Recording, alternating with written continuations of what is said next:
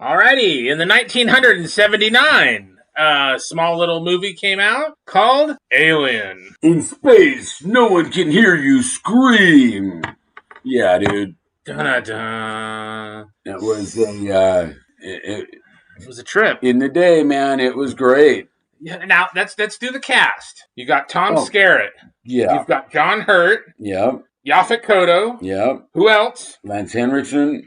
No. That's No. Aliens. That was he was in the second one. Yes. No, who You've was got it? Ian Who was the guy in the first from one? Hell. Yes. Who was that? He was Ash. Yes. And the gal. Oh yeah, no, it was Ian Holm. Yeah. Yes. Oh yes. How could you Okay, forget? duh. And then the gal, whoever the gal was, not Sigourney Weaver, the other one, Yeah. who ended up being The redhead. the test subject for the aliens in the X-Files. Yeah, yeah. So, But I mean, I love the first shots with the little bird and how it's just this dead kind of space, and then the whole thing comes to life. yes. And all right, so I'm not going to talk so much about the movie, but the story, because I even have the hardcover heavy metal graphic novel before it was a movie. Wow. Yeah, I know, I'm that guy. Yeah. And that's very different from how the movie turned out. But anyway, so you have this ping, and it's all about part of the contract and blah blah blah, and you have to go see it. But then they get on the planet and they all act stupid. Like John Hurt goes and looks in there and gets his face hugged. Yeah, let's call it that. Yeah. And like from that point on, it should have been, no, you're not coming back. You're off limits. Yeah. And that should have been the end of the movie. So protocols and procedures happen. But again, it's a plot device. It's a contrivance, yeah. as you like to call it, to get the alien on board their ship with them, and then they're stuck on this spaceship with this fucking alien that is smarter than them. Well. Oh, we forgot about the other guy. What? Yaphet Kotto's buddy. He was in the first Avengers movie when the Hulk landed. Oh. Yeah. Yeah. Anyway, tell us in the comments. And he was great too. They were all great. The characters were fully realized, written out, however you want to describe it. But they didn't seem fake or prosthetic. Right. Like they were playing a part. They looked like they were real people. Yes. Like you just pulled them off an oil derelict and they're in space now. You know? Yes. So. And of course, that first movie had this really distinctive look to it that was just really makes it stand out. You know, the Giger, the H.R. Giger production design. You know, it really made it made the movie in many ways. You know, makes it worth sitting through just to look at it. It's just beautiful. Oh yeah, and I like the computer room, the mother, and I just like the way the ship looks, because it doesn't look like Star Trek, and it doesn't look like Star Wars either. Yeah, it had already been out of that by that time. Right. Yeah. Yeah, no, it had its own distinct look and feel to it. It wasn't, I mean, at the time... It wasn't a copycat. It wasn't Saturn III or all those Roger Corman films. Right.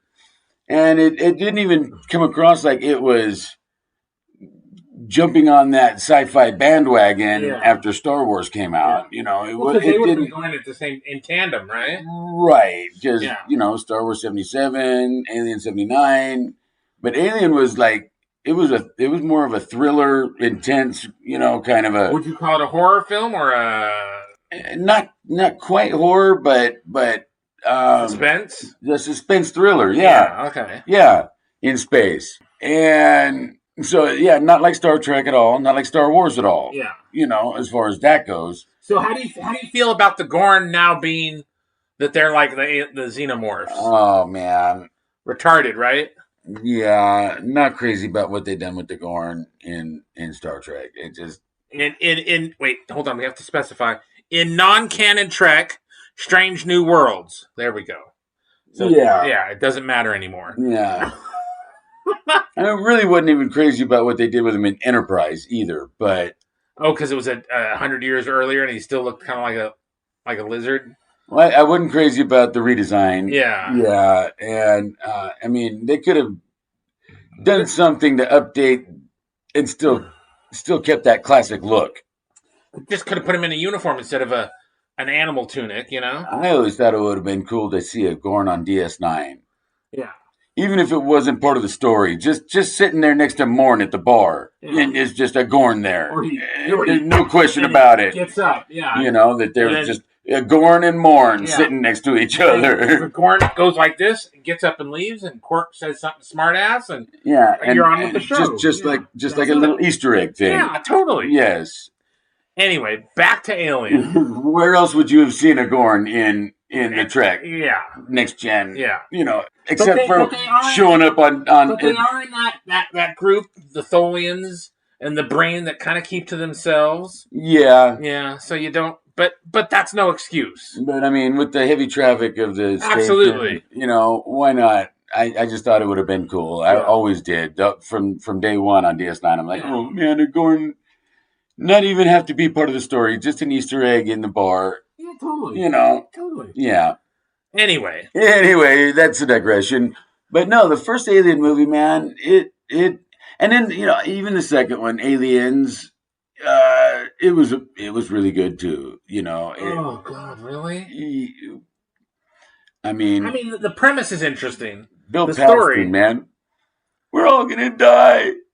Thanks, Bill. The story's interesting, and that corporate sort of thing, like these people were doing back then. Yeah, and that's kind of where the comic book took off. And it had that interesting twist in it with the dude. What's his name? The comedian.